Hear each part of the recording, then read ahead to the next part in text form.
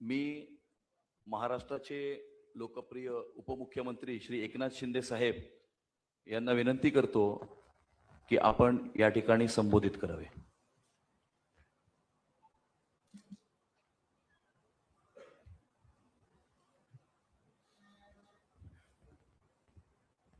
नमस्कार.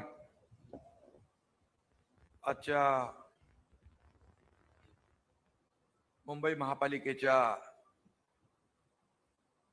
निवडणुकीचा भाजपा शिवसेना रिपाई महायुतीचा वचननामा आज मुख्यमंत्री महोदयांच्या अध्यक्षतेखाली आम्ही प्रसिद्ध केलेला आहे. आणि या प्रसंगी उपस्थित राज्याचे लोकप्रिय मुख्यमंत्री देवेंद्र फडणवीसजी, केंद्रीय राज्यमंत्री आठवलेजी, विनोद तावडेजी, आशिष शेलार आमचे मंत्री, राज्यमंत्री योगेश कदम, आमदार अमित साटम,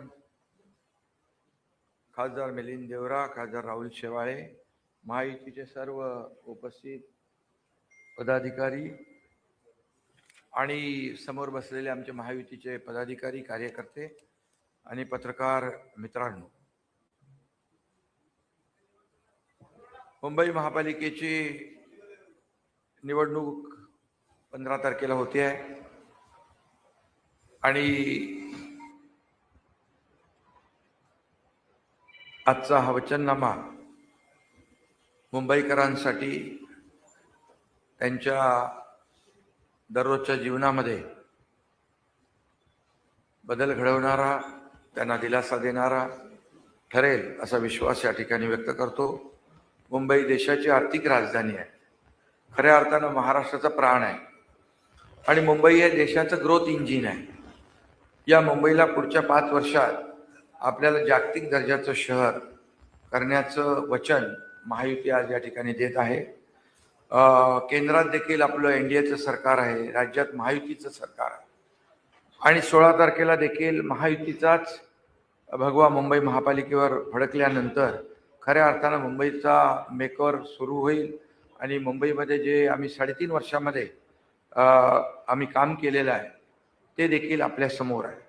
आणि जे आणखी आपल्याला पुढे मुंबईच्या विकासासाठी जे करायचं आहे ते देखील या वचननाम्यामध्ये आम्ही लोकांसमोर हा वचननामा घेऊन जात आहोत. खरं म्हणजे 3.5 वर्ष, 2.5 वर्ष माझी मुख्यमंत्री म्हणून माझी 2.5 वर्ष आणि देवेंद्रजींचा तर 1 वर्ष झालंय, 1 वर्ष पूर्ण झालंय. या 3.5 वर्षात जे मुंबईमध्ये काम केलं ते आपल्यासमोर आहेच, परंतु मुंबईचा आणखी विकासाचा वेग आम्हाला वाढवायचा आहे आणि म्हणून या वचननाम्यात देखील आम्ही त्या गोष्टीचा उल्लेख केलेला आहे. मुंबईत आलेल्या मराठी माणसांच्या हिताचं, मराठी भाषेचं आणि संपन्न मराठी संस्कृतीचं रक्षण करणं, वाढवणं, जोपासणं हे आमची जबाबदारी आहे महायुतीची आणि आमचं वचन देखील आहे. त्याचबरोबर जे सगळ्यात महत्त्वाचं म्हणजे मुंबई बाहेर गेलेला मूळ मुंबईकर आम्हाला पुन्हा सन्मानाने मुंबईत आणायचा आहे. हा मुंबईकर इकडे वसई, विरार, नालासोपाऱ्यापर्यंत गेला, इकडे बदलापूर, अंबरनाथ, वांगणीपर्यंत गेला.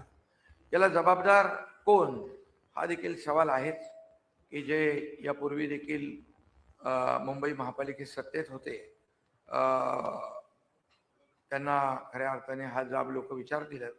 आणि म्हणून महायुती सरकारने मोठे निर्णय या ठिकाणी घेतलेत, किंबहुना त्याचं आम्ही या वचननाम्याच्या माध्यमातून पूर्तता करणार आहोत. टप्प्याटप्प्याने 20,000 इमारतींना ओसी देण्याचा निर्णय आम्ही महायुतीने घेतला आणि त्याची अंमलबजावणी पुढच्या 1 वर्षामध्ये केली जाईल. हा देखील एक वचननाम्याचा आमचा भाग आहे. मुंबई पागडी मुक्त करण्याचा देखील ऐतिहासिक निर्णय.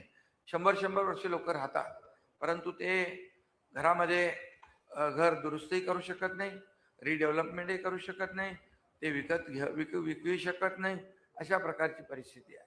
त्यांना कर्जही मिळत नाही आणि या सगळ्या गोष्टी ज्या आहेत या दूर करण्यासाठी आम्ही तोही निर्णय घेतला. जे ओसी मिळत नव्हती त्यांना दुप्पट पाणीपट्टी भरावी लागत होती, दुप्पट मालपत्ता भरावा लागत होता. या सगळ्या गोष्टीचा विचार करून आम्ही तो निर्णय घेतला आहे आणि म्हणून या पागडीतल्या इमारतींचा पुनर्विकास करण्याचा संकल्प देखील आम्ही या वचननाम्यात घेतलेला आहे. खरं म्हणजे याच्यामध्ये लाखो लोकांना फायदा होणार आहे. फनेल झोनचा देखील विषय आम्ही घेतलेला आहे. हाईट रेस्ट्रिक्शनमुळे पुनर्विकास थांबला होता, तोही निर्णय आम्ही घेतलेला आहे. म्हणजे याच्यामध्ये आम्ही वचननाम्याच्या माध्यमातून आम्ही त्याची पूर्तता करणार आहोत.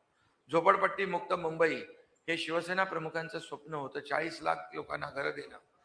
परंतु मागच्या अनेक वर्षामध्ये त्यावर मला वाटतं काहीच झालं नाही. जे मुंबई महापालिकेत बसले होते त्यांची जबाबदारी होती, वारसा सांगणाऱ्यांची पण, ते जाऊ द्या. आम्ही महायुतीने आम्ही निर्णय घेतला की या संपूर्ण जे रखडलेले प्रकल्प आहेत त्यांना मार्गी लावायचं क्लस्टरच्या माध्यमातून. आणि म्हणून आता उदाहरणादाखल 17,000 घरांचं घाटकोपर येथे रमाबाई आंबेडकर नगर हे आम्ही SRA आणि MMRDच्या माध्यमातून काम करतोय. आणि त्यांना 20 वर्षापासून भाडं मिळत नव्हतं. 150 कोटी रुपये भाडं SRA आणि MMRD यांनी दिलं. हे एक उदाहरण आहे. असे 17 क्लस्टर या मुंबईत होत आहेत टप्प्याटप्प्याने. त्यामुळे पूर्णपणे सुनियोजित मुंबईचा विकास या क्लस्टरच्या माध्यमातून होईल. आणि तो देखील मोठं एक वचन आम्ही या ठिकाणी देतोय. त्यामध्ये नावं काही मी सगळी घेत नाही, पण उदाहरणादाखल Antop hill, Krishnanagar, Ketkipada, Gopikrishnanagar, Dahisar, Oshiwara, Govandi, Chita camp, Chembur, Tagorenagar, Vikhroli park side, Bhandup असे अनेक 17 प्रकल्प आहेत. गिरणी कामगारांना हक्काचं घर देण्याचा निर्धार आम्ही केला आहे. यापूर्वी एकही घर गिरणी कामगारांना मिळालं नाही. मी आणि देवेंद्रजींनी 12,000 लोकांना घरं दिली. अमितला माहित आहे, साठा त्याच्यामध्ये पुढे होता गिरणी कामगारांचा. तर 12,000 लोकांना घरं दिली आणि 1,10,000 लोकांची यादी आहे. मुंबई आणि MMR मध्ये देखील ती घरं देण्याचा संकल्प देखील आम्ही याच्यात केलेला आहे. हक्काची घरं, परवडणारी घरं मुंबईमध्ये मिळाली पाहिजे, त्याचंही वचन आम्ही याच्यामध्ये दिलेलं आहे. आणि म्हणून मुंबईतला माणूस हद्दपार जो झालेला आहे त्याला पुन्हा आणण्याचं काम या ठिकाणी आम्हाला करायचं आहे. आणि म्हणून ते देखील जे बाळासाहेबांचं स्वप्न होतं. आणि त्याचबरोबर आदरणीय देशाचे प्रधानमंत्री नरेंद्र मोदीजी देखील त्यांनी देखील घोषणा केलेली आहे की सर्वांसाठी घरं. आणि सर्वांसाठी घरं या संकल्पनेतून आम्ही ही संकल्पना पुढे नेण्यासाठी पुढच्या 5 वर्षात जवळपास 30 ते 35 लाख घरांची निर्मिती करण्याचा आमचा मानस आहे. आणि मोठ्या प्रमाणावर लोकांना घरं मिळतील आणि परत त्या ठिकाणी मुंबईत लोक येतील. म्हणजे मुंबईतला माणूस धोकादायक इमारती, चाळी आणि स्लममुळे बाहेर जाऊ नये आणि बाहेर गेल्याला पुन्हा यावा यासाठी आम्ही हे करतोय.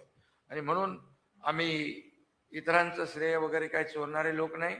ते श्रेय चोरणारी टोळी सक्रिय झालेली आहे, त्याच्याबद्दल मी नंतर बोलेन. परंतु मुंबई म्हणजे प्रधानमंत्री महोदय, गृहमंत्री महोदय, मी, देवेंद्रजी यांच्यावर सातत्याने टीका करतात लोक की मुंबईपासून तोडणार, मुंबईपासून तोडली जाईल, मराठी माणूस मुंबईतून बाहेर गेला तर तुमच्यामुळेच गेलाय.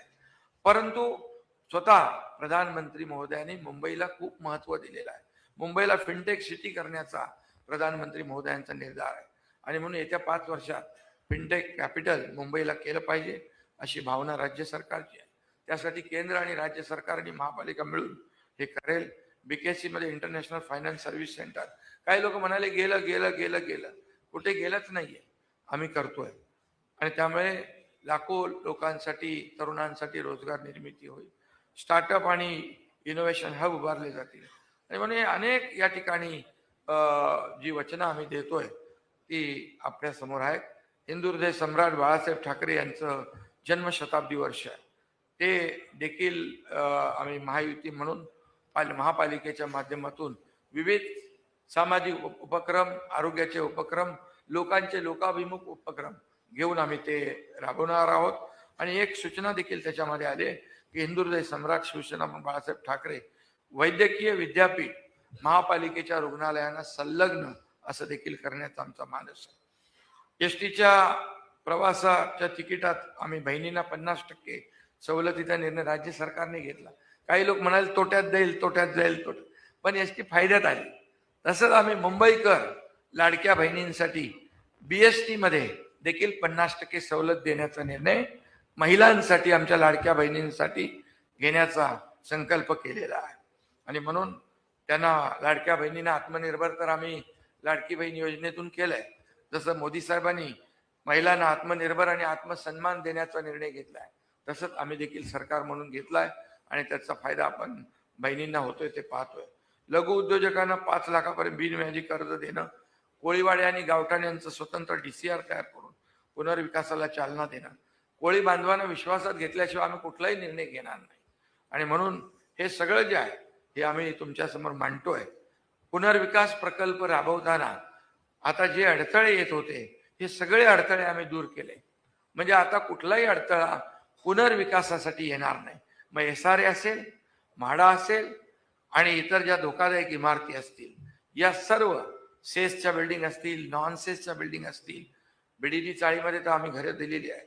आणि त्यामुळे पुनर्विकास म्हणजे धोकादायक इमारती पडून लोकांचे जीव जात होते ते बिलकुल आमच्या या वचननाम्यामध्ये आहे की हे सर्व पुनर्विकासाचा मार्ग मोकळा करण्यासाठी सरकारने युनिफाईड DCPR मध्ये निर्णय घेतलाय. आम्ही परवा विधानसभेच्या अधिवेशनामध्ये निर्णय घेतलाय. अटी शिथिल केल्यात, नियम शिथिल केलेले आहेत आणि त्यामुळे त्याचा फायदा होईल. आणि म्हणूनच मी आपल्याला एवढंच सांगतो. त्याचबरोबर पाणी दरामध्ये पाणीपट्टीत दरवर्षी 8% वाढ होते. ही वाढ पुढील 5 वर्षासाठी देखील आमच्या वचननाम्यामध्ये स्थगित केलेली आहे, त्यांच्यावर भार नको म्हणून. आणि म्हणून मला एवढंच सांगायचं आहे, मुख्यमंत्री महोदयांनी देखील यापूर्वी देखील सांगितलं, ते आम्ही वचननाम्यात याच्यात आहे की मुंबईतलं प्रदूषण मुक्त मुंबई करण्यासाठी 17,000 कोटी रुपये खर्च करून पर्यावरण संवर्धन करणं हे देखील आम्ही या ठिकाणी केलं. आणि गेले 25 वर्ष फक्त अंडरस्टँडिंगसाठी रखडलेले STPचे प्रकल्प ते 25 वर्षात केले नाही. सगळं असंच प्रदूषित पाणी आपण समुद्रात सोडत होतो, ते देखील आता बंद होईल. STP ट्रीटमेंट प्लॅन्ट सुरू आहेत. कामं 1-1.5 वर्षात कामं कंप्लीट होतील. जी 25 वर्षात झाली नाही ती आम्ही केली. रस्त्यांची काँक्रिटीकरण, दरवर्षी पावसाळ्यामध्ये खड्ड्यातून प्रवास करायचा, बळी जात होते, अपघात होत होते, ते देखील काँक्रीटचे, मी मुख्यमंत्री झाल्यानंतर देवेंद्रजींनी आम्ही दोघांनी मिळून निर्णय घेतला की 2 फेजमध्ये अख्ख्या मुंबईचे रस्ते काँक्रीटचे झाले पाहिजे. आणि ते तुम्हाला दिसताय. पहिला फेज 6 महिन्यामध्ये होईल आणि दुसरा फेज एक पुढच्या दीड वर्षामध्ये, वर्षभरातच कंप्लीट होईल आणि मुंबई पूर्ण खड्डेमुक्त होईल. आणि बाकी खूप आम्ही त्याच्यामध्ये वचननाम्यामध्ये जे काही मुंबईकरांसाठी आवश्यक आहे ते या मांडलेलं आहे. आणि फक्त वचननाम्यामध्ये आम्ही फक्त तेवढं मांडून थांबणार नाही, तर त्याची अंमलबजावणी आम्ही करणार, हा विश्वास या ठिकाणी मी व्यक्त करतो. आणि या ठिकाणी मुख्यमंत्री महोदयांना विनंती करतो,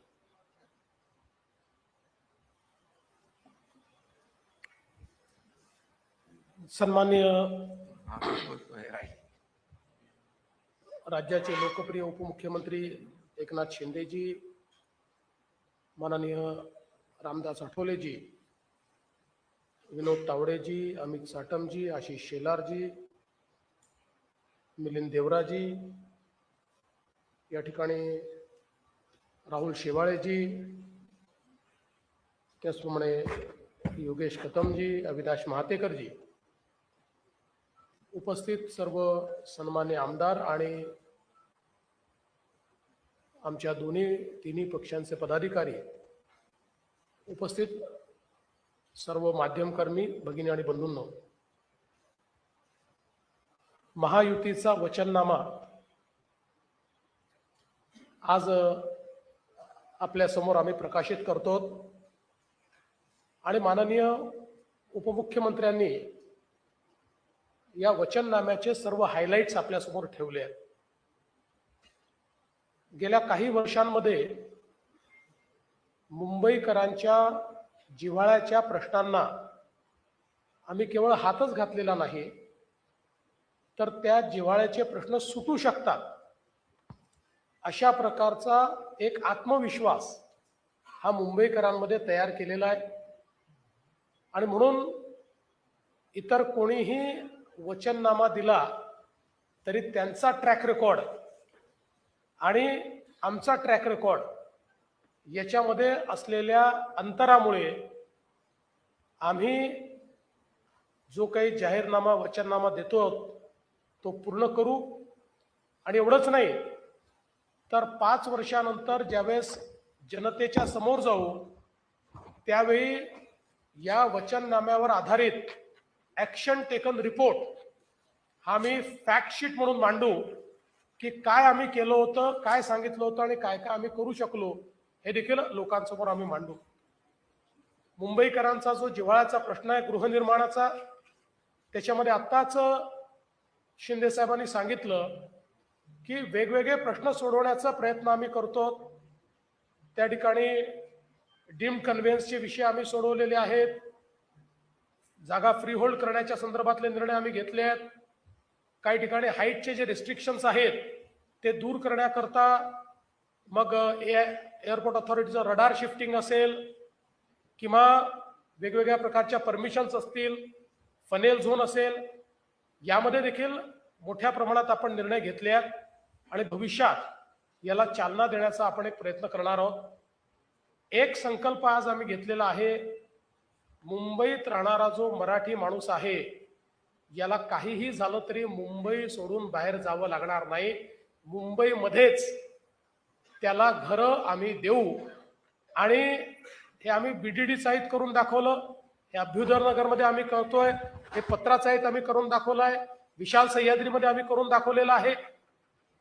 वेगवेगळ्या योजना जर बघितल्या तर काही लोक केवळ मराठी माणसाच्या घरांबद्दल बोलत राहिले, पण करणारे कोण आहेत तर आमची महायुती करणारी महायुती आहे, हे देखील आपण लक्षात घेतलं पाहिजे.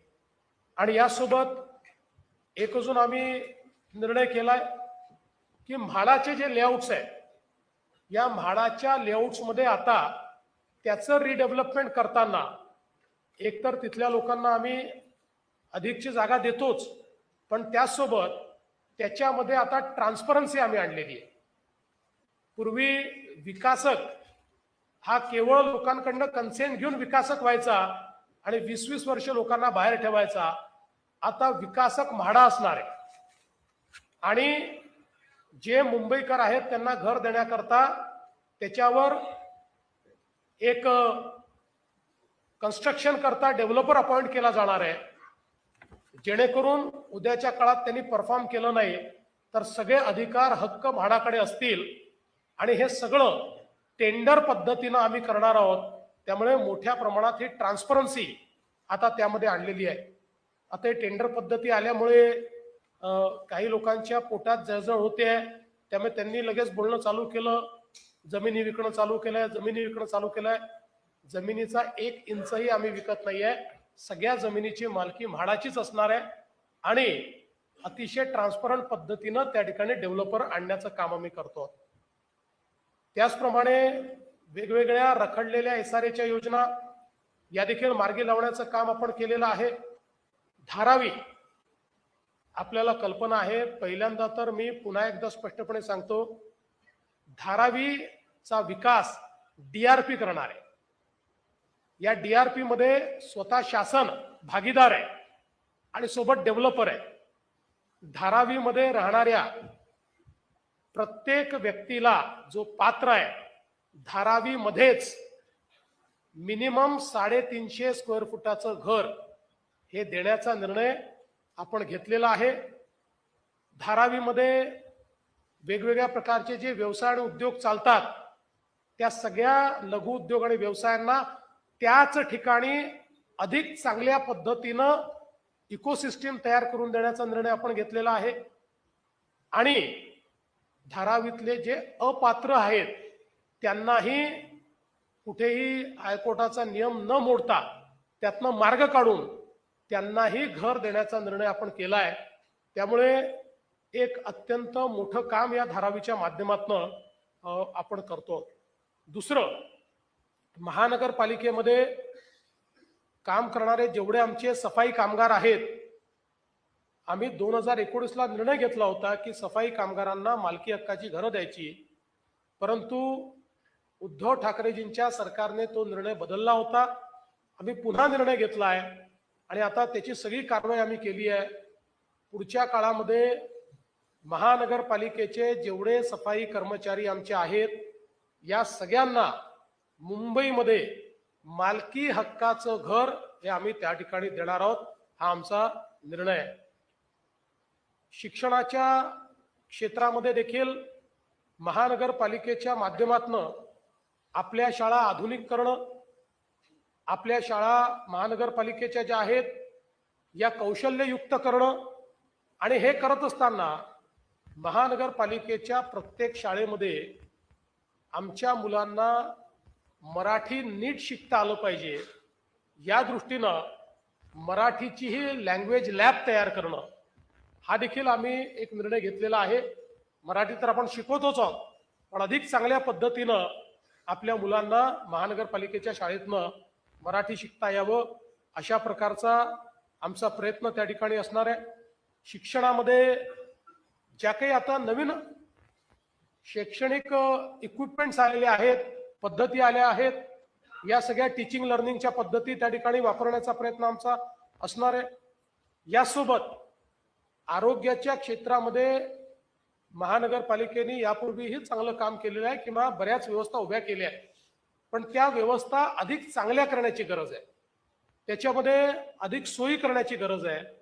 त्या दृष्टीनं एक प्लॅन आपण तयार केला आहे. आणि विशेषतः कोविडच्या काळामध्ये असं लक्षात आलं की मुंबईमध्ये ज्यावेळेस अशा प्रकारची एखादी महामारी येते त्यावेळेस लोकसंख्येच्या हिशोबाने बेड्सची जी संख्या असली पाहिजे ती 2000 कमी आहे. त्यामुळे 2000 नवीन बेड्स हे मुंबईमध्ये, म्हणजे जो काही त्याचे नॉर्म्स आहेत त्या नॉर्म्सप्रमाणे सेकंडरी आणि टर्शरी ट्रीटमेंट करता मुंबईच्या लोकसंख्येला अनुरूप अशा प्रकारचे 2000 बेड्स हे तयार करण्याचं काम आपण त्या ठिकाणी करणार आहोत. मुंबई मध्ये एक व्हायब्रंट इकोसिस्टीम आहे आणि या इकोसिस्टीमला अधिक व्हायब्रंट करून आता जी काही जीसीसीचं एक वेव आलेली आहे ती वेव मुंबईत आपल्याला कशी कॅच करता येईल, मुंबई आणि MMR मध्ये त्याचे एक प्लॅनिंग आपण केलेलं आहे. आणि त्या प्लॅनिंगच्या माध्यमातून मोठ्या प्रमाणात हाय पेड रोजगार हा मुंबईमध्ये तयार करण्याचा आपला प्रयत्न आहे. विशेषतः जी आपली तरुणाई आहे त्यांच्या हाताला काम मिळालं पाहिजे आणि त्यातनं रोजगारयुक्त अशा प्रकारची मुंबई आपण तयार करणार आहोत. मुंबई करता भविष्यातल्या पिण्याच्या पाण्याचा प्रश्न हा सोडवण्याच्या दृष्टीनं मला सांगताना आनंद वाटतो की अनेक वर्ष ज्या गारगाई प्रकल्पाच्या संदर्भात बोललं जात होतं पण त्याला 2 वेळा फॉरेस्ट आणि पर्यावरणाने मंजुरी नाकारली होती, त्याच्यामध्ये आपण सगळे नॉर्म्स पूर्ण केले आणि फॉरेस्ट आणि पर्यावरणाची मंजुरी मिळवली आणि आता त्याचं टेंडर देखील काढलंय. त्यामुळे हा प्रकल्प असा आहे सगळ्यात कमी खर्चाचा आहे, ग्रेडियंटनी पाणी येणार आहे, सगळ्यात जवळचा प्रकल्प आहे. त्यामुळे जवळपास 500 MLD पाणी हे पहिल्या टप्प्यामध्ये गारगाई प्रकल्पातनं मिळणार आहे. आणि त्यासोबत दमणगंगा पिंजाळ असेल किंवा इतर जे प्रकल्प असतील हे सगळ्या प्रकल्पांना आपण चालना दिली आहे. 2060 ची मुंबईची जी पॉप्युलेशन असेल, जी लोकसंख्या असेल, या लोकसंख्येला पुरेल इतकं पाणी मुंबई करता आपण नियोजित केलेलं आहे आणि प्रत्येक घरी मुबलक पाणी हे देण्याचा आपण त्या ठिकाणी प्रयत्न जो आहे तो करतो. विशेषतः पर्यावरणाच्या संदर्भात मुंबईमध्ये काही महत्वाचे इनिशिएटिव्ह आपण घेतले आहेत. मगाशी उपमुख्यमंत्री महोदयांनी सांगितलं वर्षानुवर्ष या मुंबईचं सीवेज वॉटर ब्रिटिशकालीन सेटलिंग टँक्स मधनं थेट समुद्रात जात होतं. ते समुद्रात गेल्यामुळे आपल्याला कल्पना आहे की आपल्या समुद्राचं पाणी काळं दिसतं, त्यात घाण दिसते. अनेक ठिकाणी चौपाटीवर किंवा वेगवेगळ्या ठिकाणी त्याचा वास आपल्याला सहन करावा लागतो. कारण हे सगळं मुंबई सारख्या ज्याला एशियातली रिचेस्ट महानगरपालिका वगैरे अशा प्रकारचे बिरुद दिली जातात, त्यात सगळं पाणी घाण पाणी हे समुद्रात जात होतं. आता 16,000 कोटी रुपयाच्या वेगवेगळ्या STPचं नेटवर्क आणि यातले काही STP तर असे आहेत की जे कदाचित देशामध्ये एक आयकॉनिक अशा पद्धतीचं इन्फ्रास्ट्रक्चर असणार आहे. म्हणजे 3 मजली 4 मजली देखील STP कमीत कमी जागेत बसवून आणि आपण त्याचं काम सुरू केलंय. या वर्षापासून तर पुढच्या 1.5-2 वर्षामध्ये सगळे STP पूर्ण होतील. त्यामुळे मुंबईच्या समुद्रात घाण पाणी जाणार नाही. मिठी नदी असेल, पोयसर आणि आपली वेगवेगळ्या ज्या आपल्या नद्या आहेत त्या नद्यांना देखील या ठिकाणी त्याचंही शुद्धीकरण करणं, याचा एक मोठा प्लॅन आपण तयार केलाय. मिठीमध्ये काही लोकांनी गाळ खाल्ला असेल, पण पुढच्या काळामध्ये गाळ खरोखर काढून आणि निर्मल आणि अविरल अशा प्रकारची मिठी ही आपल्याला कशी करता येईल. अर्थात हे आज आपण सुरू केलं तर त्याला किमान 5 ते 6 वर्ष लागणार आहेत, हे देखील या ठिकाणी सांगितलं पाहिजे. पण निश्चित डेफिनेटिव्ह प्लॅन हा त्याचा तयार केलाय.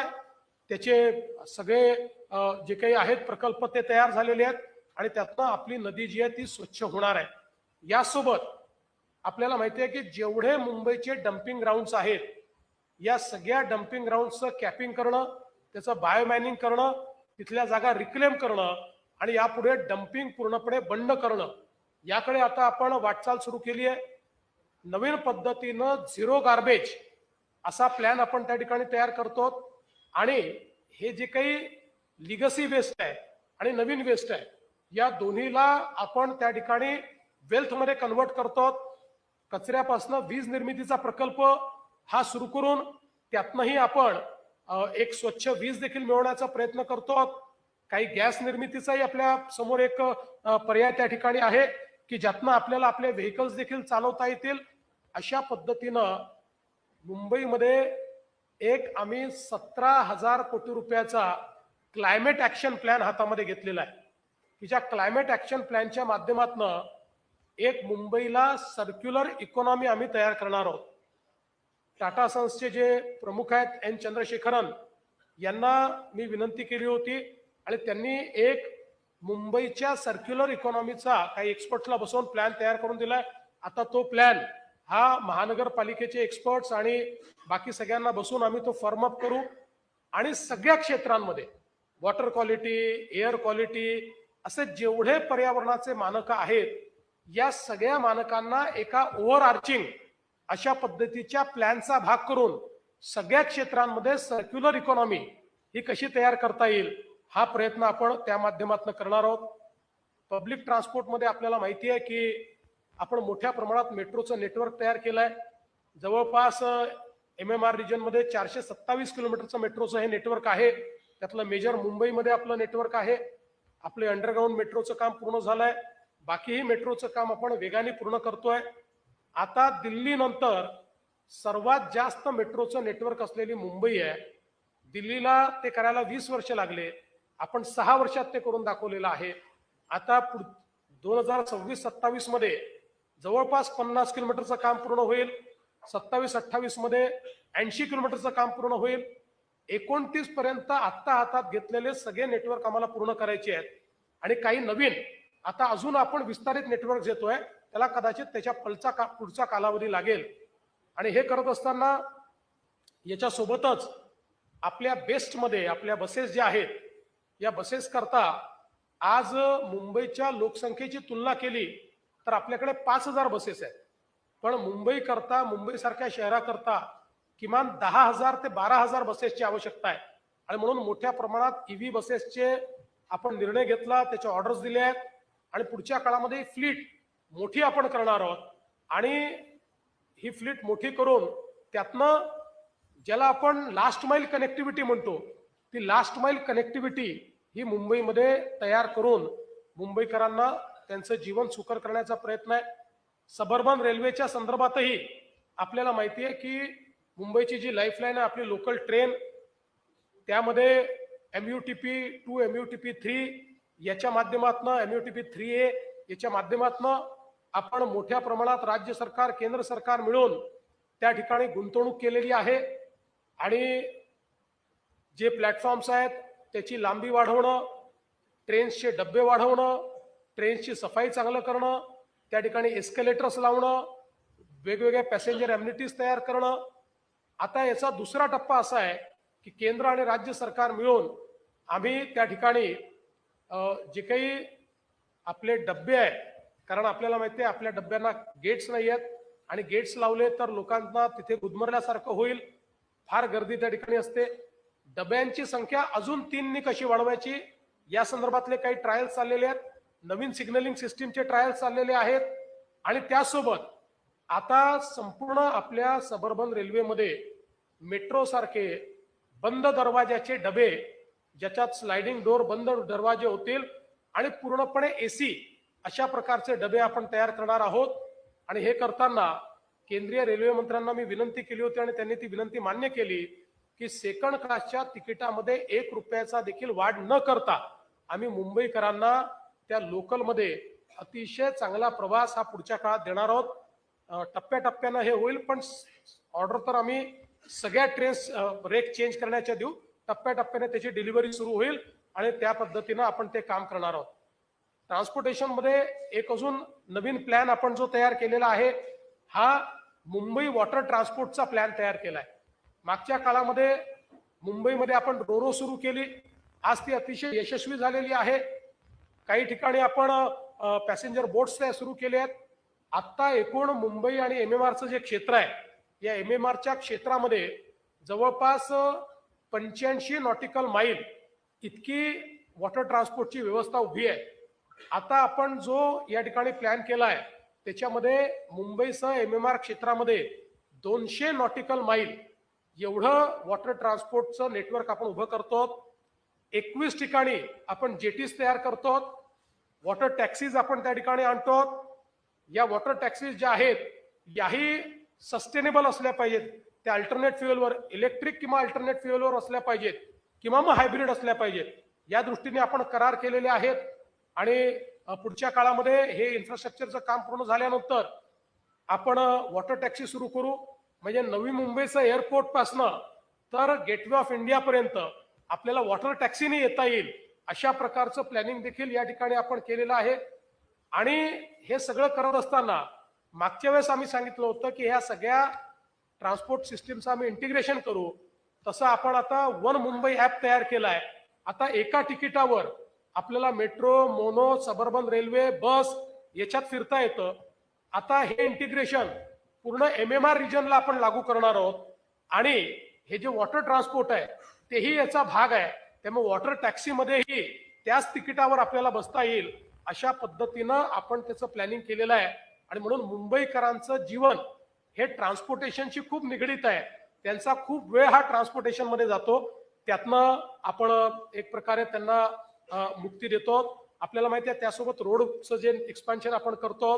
मागच्या काळामध्ये आपण आता बांद्रा वर्सोव्याचं काम पूर्ण करत आणलंय. वर्सोव्यापासनं दहिसर, दहिसरपासनं विरार अशा प्रकारची लिंक आपण करतोय. ठाण्यापासनं बोरिवलीपर्यंत, मुलुंडपासनं गोरेगाव पर्यंत बोगद्यांची कामं आपण सुरू केलेली आहेत. आपण या ठिकाणी वेगवेगळ्या प्रकारचे म्हणजे आपण जे ऑरेंज गेट आहे त्या ठिकाणी आपण एक बोगदा करतोय. या बोगद्यामुळे ईस्टर्न फ्रीवेवरनं आपण जेव्हा खाली उतरतो तेव्हा जो ट्रॅफिक आहे त्या ट्रॅफिक मधनं आपल्याला सूट मिळणार आहे. आपला ईस्टर्न फ्रीवे जो छेडानगरला संपलेला आहे तो आता ठाण्यापर्यंत, पुढे ठाण्यापासून फाउंटन पर्यंत आपण त्या ठिकाणी नेणार आहोत.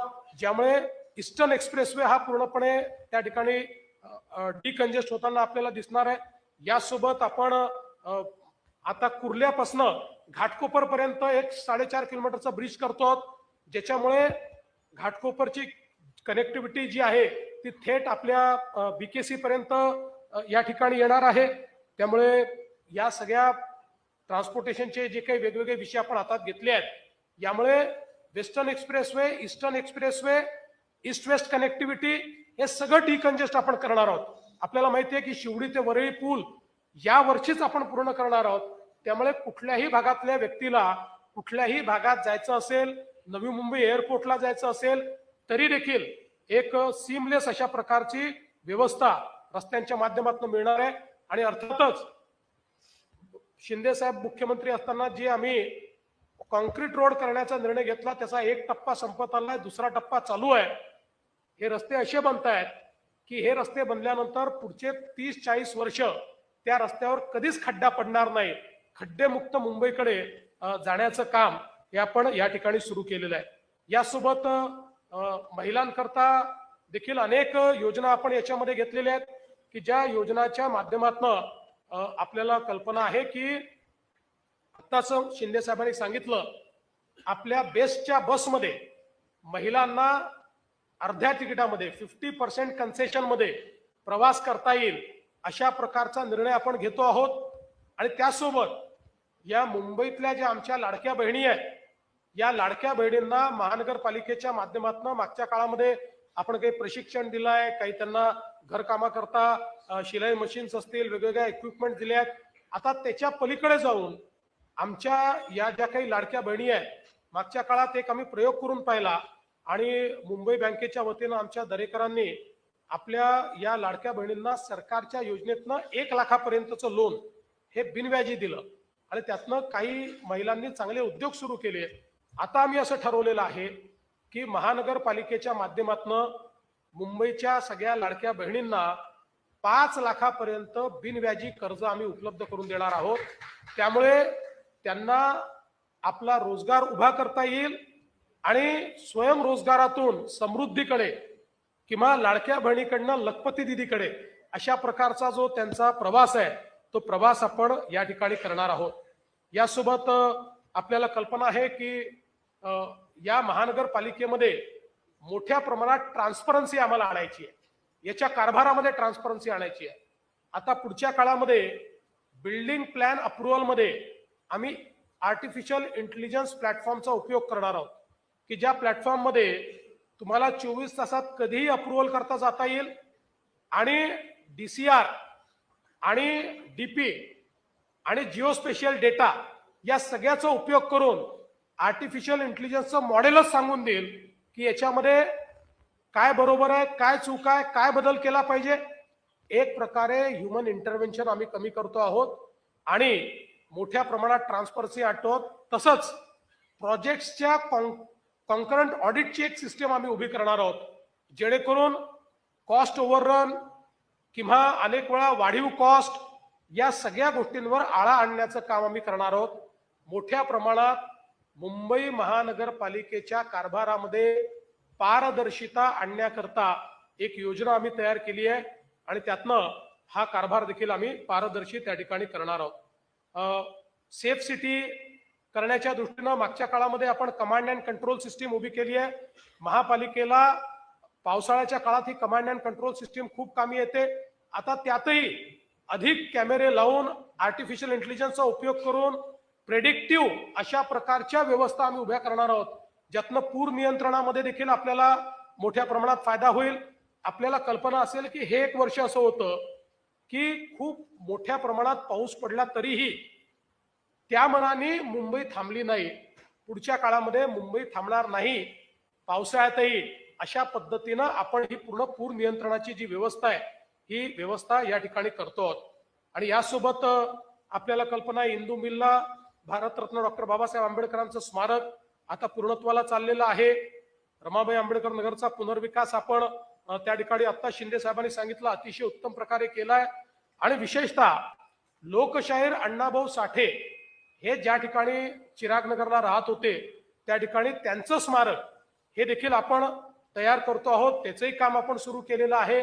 त्यामुळे आपली जी मानकं आहेत त्या मानकांचं देखील या ठिकाणी उत्तम संवर्धन केलं पाहिजे अशा प्रकारचा आपला प्रयत्न आहे. या मुंबईमध्ये राहणारा जो आमचा मराठी माणूस आहे, या मुंबईचा जो आम नागरिक आहे, मुंबईतला जो गरीब आहे, मुंबईतला जो झोपडपट्टीवासी आहे, मुंबईमधल्या महिला आहेत, कामकाजी महिला आहेत, या सगळ्यांचा विचार या वचननाम्याच्या माध्यमातून आम्ही केलेला आहे. खूप गोष्टी याच्यामध्ये आहेत, सगळ्या गोष्टी सांगता येणं शक्य नाहीये. पण मी या निमित्ताने मुंबईच्या जनतेला एकच गोष्ट सांगतो, 25 वर्षाची निष्क्रियता तुम्ही पाहिली आहे. आता या 5 वर्षामध्ये ज्यावेळेस एखादी महानगरपालिका सक्रियतेने काम करते त्यावेळी ती काय परिवर्तन करू शकते हे दाखवण्याचं काम आम्ही करणार आहोत. आणि त्याकरता समस्त मुंबईकरांनी आमच्या महायुतीला या ठिकाणी पूर्ण बहुमताने निवडून द्यावं असं आव्हान मी करतो. धन्यवाद.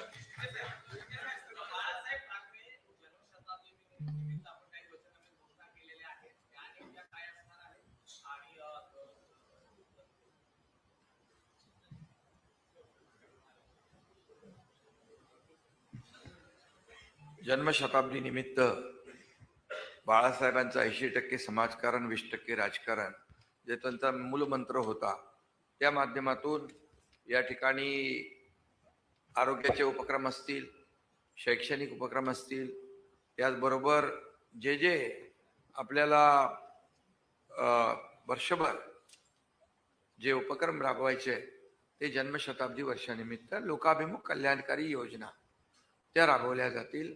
आणि जे बाळासाहेबांना अभिप्रेत होतं ते या संपूर्ण उपक्रमामध्ये असेल. आणि त्याचबरोबर मी एवढंच सांगतो की आता वचननामा आम्ही त्यांचाही पाहिलेला आहे. त्या वचननाम्यामध्ये हा कुठलाही हिंदुहृदय सम्राट बाळासाहेब ठाकरे यांचा उल्लेखही नाही साधा. यामध्ये मराठी तरुणांसाठी शिक्षण, रोजगार, उद्योजक यांच्या धोरण राबवण्यात येईल. त्याचबरोबर महापालिका रुग्णालयाच्या ते मी मगाशी सांगितलं, बाळासाहेब ठाकरे वैद्यकीय विद्यापीठ उभारण्यात येईल. मराठी भाषेला अधिक समृद्ध करण्यासाठी उपाययोजना, ग्रंथालय, सांस्कृतिक केंद्राची संख्या वाढवण्यात येईल. मराठी तरुणांसाठी फेलोशिप सुरू करायची आहे. परवडणाऱ्या घरांचं धोरण मगाशी मी सांगितलं की मुंबईकर मराठी माणूस हद्दपार झाला, त्याला पुन्हा आणायचं आहे.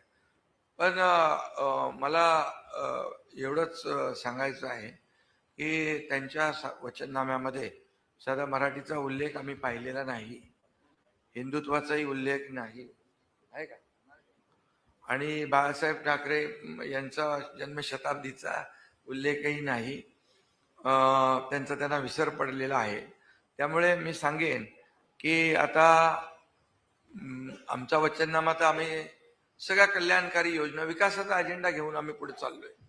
आणि त्यामुळे त्यांचा वचननामा फक्त त्याच्यामध्ये जे दररोज बोलतात टोमणे, तर टोमणे नामा किंवा घोटाळे नामा, टोमणे नामा आणि हलफनामा पाहिजे.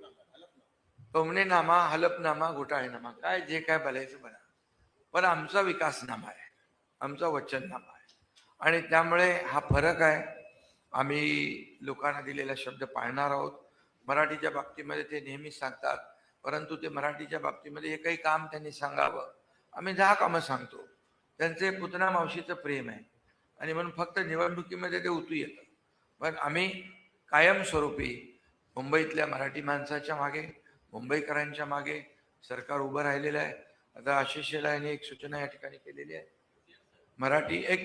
मराठी सिनेमांना हक्काचं सिनेमागृह, मल्टिप्लेक्स थिएटर महापालिकेच्या माध्यमातून उभारण्याचा निर्णय आम्ही घेऊ. मराठी नाट्य, संगीत, कला, कलांसाठी 3 मराठीसाठी नाट्यगृह उभारण्याचा संकल्प आम्ही केलाय. तंत्रज्ञानाच्या आधारावर AI पोर्टल आणि अल्गोरिदम ऑडिटवर भ्रष्टाचार विरहित मुंबई महापालिका देखील करण्याचा संकल्प या ठिकाणी केलेला आहे. ठेवीचं मी आपल्याला सांगतो, मी कालच बोललो त्याच्याबद्दल. ठेवीमध्ये माझ्याकडे चार्ट आहे आणि याप्रमाणे 2019ला 76,579 कोटी होते आणि कॅपिटल एक्सपेंडिचर 5,432 होता 2019ला. 2020ला 7,900 होते आणि खर्च होता 9,695 वर्षाला. 2021 78,745 आणि खर्च 9,341. आता बघा 31/3/2022 सरळ 91,690 कोटी झाले. का? त्यावेळेस आम्ही निर्णय घेतला होता की जो प्रीमियम, कोविड काळ होता, प्रीमियम 50% सवलत, स्टॅम्प ड्युटीमध्ये 50% सवलत, त्यामुळे 91,000 वाढले.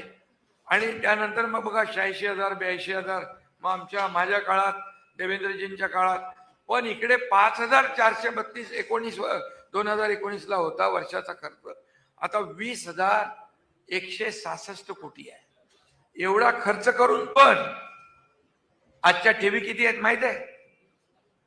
20,166 कोटी 5,432च्या ऐवजी वर्षाला खर्च करून 80,415 कोटी रुपयांच्या ठेवी आहे. म्हणजे चोराच्या उलट्या बोंबा आहेत ना. खोटं बोला पण रेटून बोला. अरे पैसे ठेवी, तुम्ही म्हणालात नाही ठेवी काय चाटायचे असतात का? परंतु एवढा पैसे लोकांसाठी खर्च करायचा असतात. पण एवढा खर्च करून 80,000 कोटी आहे. त्यामुळे मग अगोदरचे पैसे कुठे जात होते? त्याचा देखील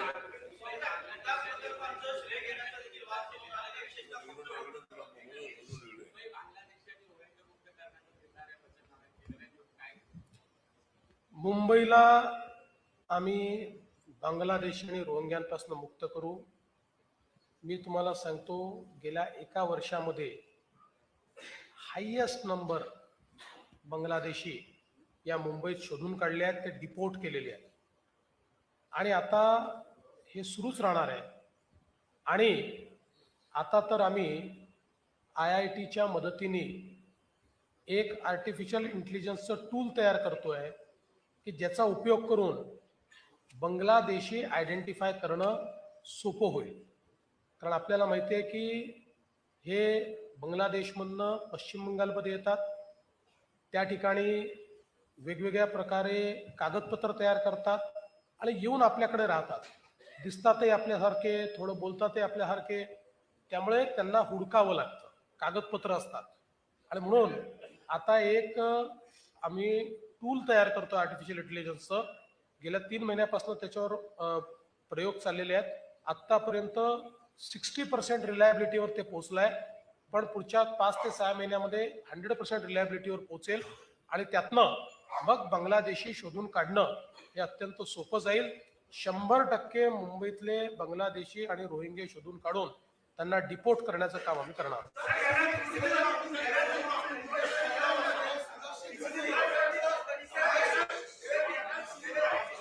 अरे एक एक एक एक एक एक एक एक एक एक चला, चल ठीक आहे, चला.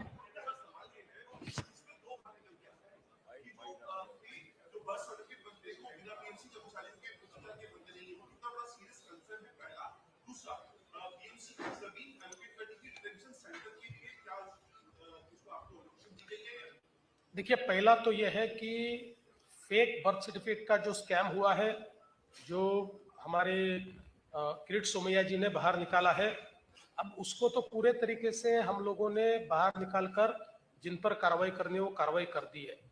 जहां तक डिटेंशन सेंटर का सवाल है, उसकी जमीन हमको मिल गई है, उस पर कार्रवाई हम कर रहे हैं. हाँ.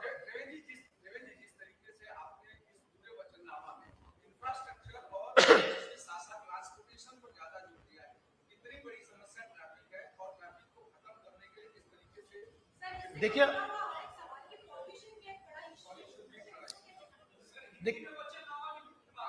देखिए मूल रूप से मुंबई करों की जो समस्याएं हैं, उनमें घरों की समस्या ये महत्वपूर्ण है.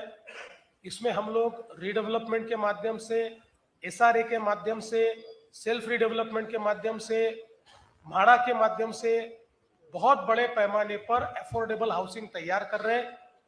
SRA में गरीबों को मुफ्त में घर दे रहे हैं, रीडेवलपमेंट में बड़ा घर लोगों को मुफ्त में दे रहे हैं और इसके माध्यम से घरों की समस्याओं को हम दूर कर रहे हैं. उसके साथ साथ मुंबई में ट्रांसपोर्टेशन ये बहुत महत्वपूर्ण मुद्दा होता है.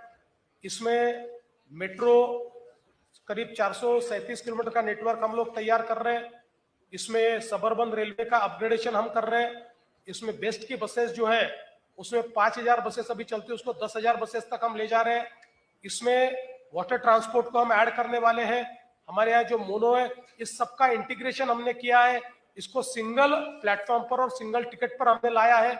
आने वाले दिनों में हमारी जो बेस्ट की बसेस है, उसमें हमारी महिलाओं के लिए 50% कंसेशन हम लोग देने वाले हैं. और इसके साथ साथ पर्यावरण भी बहुत महत्वपूर्ण है. मुंबई में 100% जो लिक्विड वेस्ट है, उसको ट्रीट करके ही, साफ करके ही पानी समुद्र में जाए, इसकी व्यवस्था हमने की है. यहाँ पर जो लीगेसी वेस्ट है, उसको डंप न करते हुए उसको हम वेल्थ में कन्वर्ट कर रहे हैं. कचरे से बिजली का निर्माण हम लोग करने वाले हैं. और एक हमने सर्कुलर इकोनॉमी का प्लान तैयार किया है. अगले 5 सालों में करीब करीब 17,000 करोड़ रुपया हमने प्लेज किया है, जो वाटर क्वालिटी इंप्रूव करना, जिसमें एयर क्वालिटी इंप्रूव करना, जिसमें सब प्रकार से CO2 का एमिशन कम करना, कार्बन सिक्वेस्ट्रेशन जो है वो उसके ऊपर जोर देना, इस प्रकार की एक कंप्लीट स्ट्रेटेजी हमने तैयार की है. मुंबई को एक सस्टेनेबल शहर की ओर हम लोग ले जा रहे हैं. देखिए, जो इलीगल बांग्लादेशी है, उनको पिछले 1 साल में बहुत बड़े पैमाने पर निकाला गया है. प्रधानमंत्री जी और गृह मंत्री जी के नेतृत्व में एक एक व्यक्ति को ढूंढ ढूंढ कर निकालने का काम चल रहा है। मैं ऐसा कह सकता हूं कि पिछले 1-1.5 साल में हमने जो लोग निकाले अभी तक का हाईएस्ट नंबर है। लेकिन अब हम लोगों ने ये प्रयास शुरू किया है कि हम एक आर्टिफिशियल इंटेलिजेंस का टूल तैयार कर रहे हैं, जिसके माध्यम से जो इलीगल बांग्लादेशी या रोहिंग्या है इनको डिटेक्ट करना ये आसान जाएगा। इनको डिटेक्ट करेंगे और इनको डिपोर्ट करेंगे। सर एक क्वेश्चन है, अभी जो आपने एसआरए के विकास प्लान में सारे वर्टिकल डेवलपमेंट्स हो रहे हैं मुंबई में, but sir Mumbai is also considered as a zone 3 under seismic Joan, मतलब जोन 3 है, इसमें भूकंप आने की शक्यता है, तो उससे रोकने के लिए वैसे टाइप की बिल्डिंग बनाए जाएंगे, उसके लिए कुछ प्लान है सर? देखिए, अब हमारा जो डीसीपीआर जो है मुंबई का, उस डीसीपीआर ने ही इस बात की चिंता की है कि किस प्रकार की बिल्डिंग्स हमारे यहाँ रहनी चाहिए। डीसीपीआर का जो मूल होता है वो वहाँ का स्ट्रेटा कैसा है, वहाँ की जियोलॉजी कैसी है, वहाँ की ज्योग्राफी कैसी है, इसको ध्यान में रखते हुए ही डीसीपीआर हमने तैयार किया।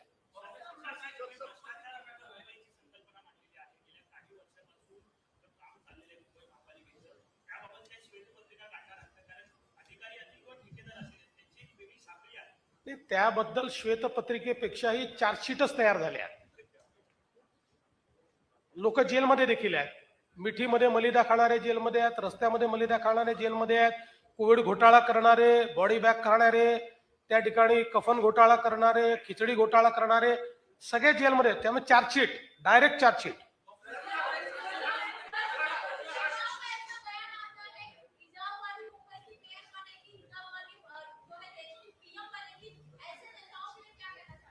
देखिए, तवज्जो देने लायक नेता नहीं है, छोड़ दीजिए।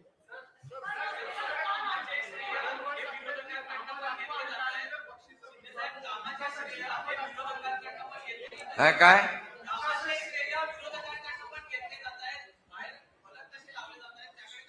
नाही, मी आता येताना पण बघितलं ते, आम्ही हे करून दाखवलं, आम्ही ते करून दाखवलं, आम्ही अमकं करून दाखवलं।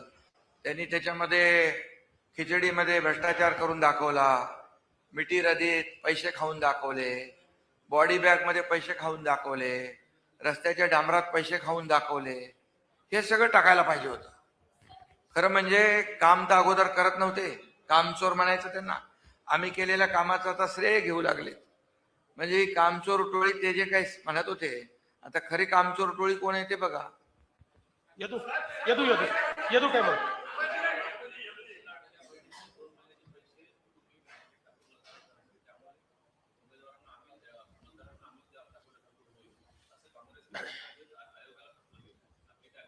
काँग्रेस आणि आमचे विरोधक पहिल्या दिवशीपासून आमच्या लाडक्या बहिणीचा विरोध करतायत। मागच्या काळात जेव्हा योजना आम्ही सुरू केली त्यावेळेस हायकोर्टात गेले, ही योजना बंद करा म्हणून। हायकोर्टात त्यांना दाद मिळाली नाही। आता पैसे टाकू नका म्हणतात। ऑन गोईंग स्कीम आहे। सगळ्या मॉडेल कोड ऑफ कंडक्ट मध्ये स्पष्टपणे म्हटलेलं आहे कुठलीच ऑन गोईंग स्कीम थांबवता येत नाही। त्यामुळे त्यांनी किती पत्र लिहिले तर त्यातनं लाडक्या बहिणीबद्दल त्यांचं विषच बाहेर येईल, पण लाडक्या बहिणींचे पैसे थांबणार नाही।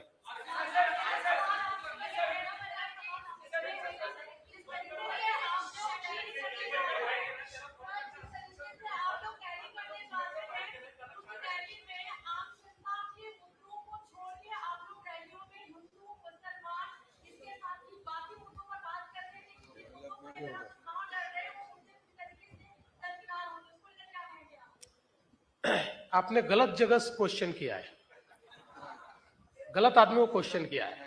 ये प्रश्न आपने उद्धव जी को पूछना चाहिए।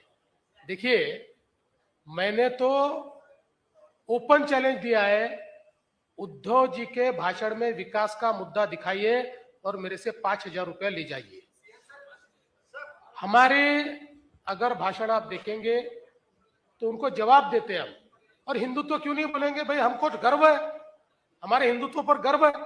वी आर अनअपोलोजेटिक, इसलिए हम हिंदुत्व बोलते हैं। लेकिन हमारी भाषणों में 95% केवल डेवलपमेंट होता है, वो डेवलपमेंट पे बोलते ही नहीं है।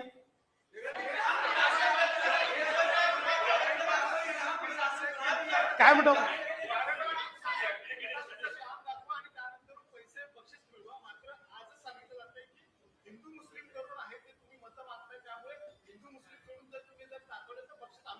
ते लगेच त्यांना मला 1 लाख रुपये पाठवा, कारण माझ्या प्रत्येक भाषणामध्ये विकासच बोलतो मी. त्यामुळे तुम्ही जरा माझा प्लीज संदेश घेऊन जा, 1 लाख रुपये घेऊन या, लाडक्या बहिणींना दिल.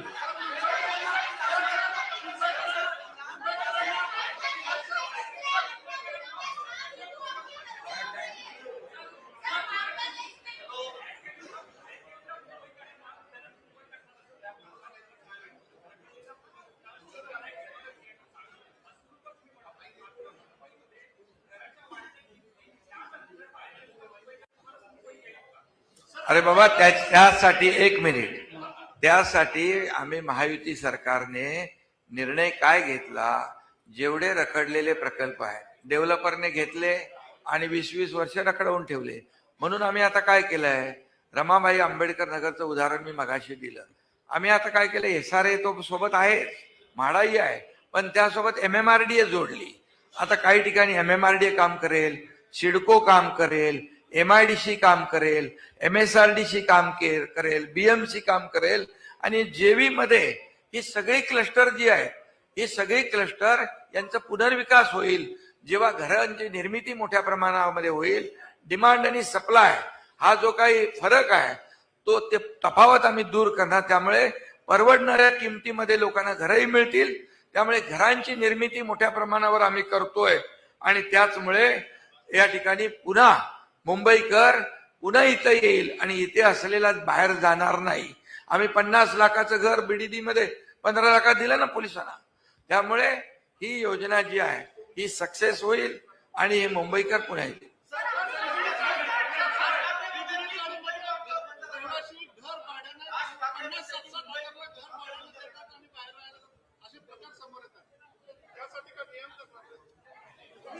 काय नाही, यामध्ये असे काही प्रकार असतील तर ते आम्ही तपासून घेऊ. शेवटी ज्याच्या नावावर घर आहे, ज्याला घर अलॉट केलंय त्यांनी राहिलं पाहिजे, आणि जो काही नियम आहे त्या नियमाच्या बाहेर गेला असेल तर कारवाई करू.